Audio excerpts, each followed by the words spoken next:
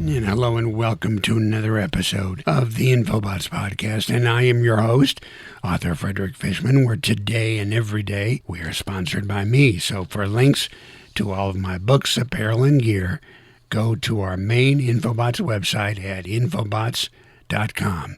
That's spelled with 2 T's at the end, infobotts.com. You can also help us out and show your support by visiting our Patreon page at patreon.com/Infobotts Podcast. Okay, let's get started.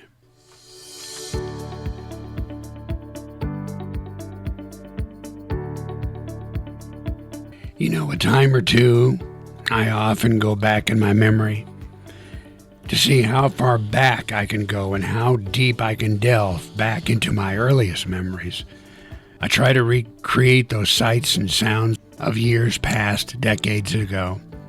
But research with adults suggests that people can remember early childhood memories back to about age 6.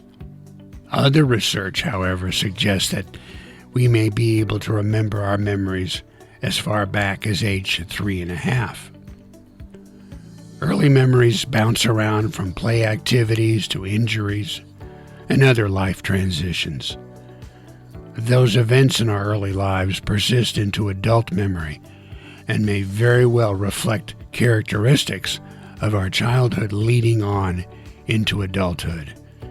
It can be so random for all of us, and all of us are so different in personality and mood because of that early exposure to life around and during those beginning years of our life. It is not clear why certain experiences are remembered for a lifetime, while so many are not. The earliest childhood memories recalled by adults are often emotional events.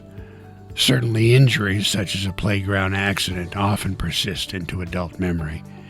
But just as certainly, memorable occasions, such as an especially enjoyable holiday, or time playing with friends, or maybe even one special friend, sticks with us for the rest of our lives. The totality of our autobiographical memories mirror not just the fabric of our lives, but also the fabric of who we have become. Experiences are not just what happens to us. They are the raw material of what we have become now as an adult. We didn't get to choose the childhood we were given. We can choose what we want to do with the stuff of our childhood memories, however. And an even grander concept. What happens to us with our memories when we die? Where do those memories go? Sometimes I think that they may just disappear and are taken to the grave with the body that supported our brain for all those decades.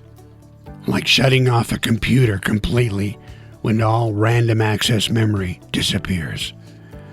But somehow, when we turn on our computers, again, the web pages we were just looking at, or the emails we were just reading, or the photos we were just browsing are still there. They pop right back onto our screen. I hope it is the latter rather than the former, on whatever plane of existence or wherever that plane of existence might exist, somewhere in the universe or multiverse.